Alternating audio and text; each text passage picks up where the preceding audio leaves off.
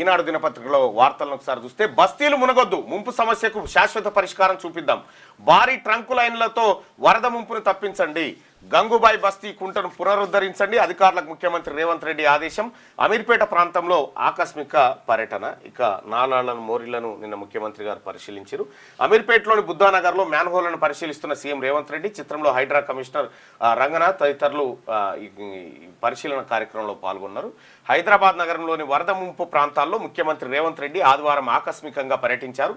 భారీ ట్రంక్ లైన్లు నిర్మించి అమీర్పేట వరద ముంపు సమస్యను పరిష్కరించాలని అధికార యంత్రాంగాన్ని ఆయన ఆదేశించారు. భూగర్భ వరద లైన్ల సామర్థ్యాన్ని పెంచాలని, మురుగునీటి లైన్ల పైపు లైన్ల వ్యవస్థను పునరుద్ధరించి బస్తీల సమస్యకు శాశ్వత పరిష్కారం చూపాలన్నారు. వెంటనే ప్రణాళిక రూపొందించి పనులు ప్రారంభించాలని స్పష్టం చేశారు. జూబ్లీహిల్స్, కృష్ణానగర్, యూసుఫ్గూడ, మధురానగర్ నుంచి వచ్చే వరద రోడ్లను, మైత్రివనం కూడల్ని, బస్తీలను ముంచెత్తకుండా నీరంతా భూగర్భ మార్గంలో వెళ్లేలా చర్యలు తీసుకోవాలని సీఎం సూచించారు.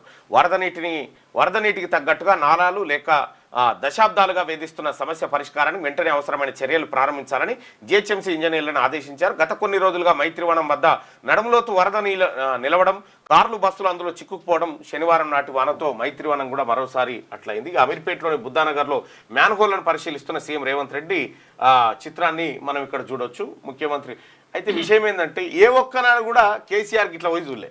పోలే ఎస్ పాపన పోలేడు.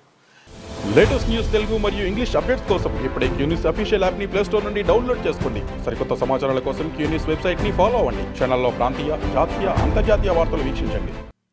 లైక్ చేయండి.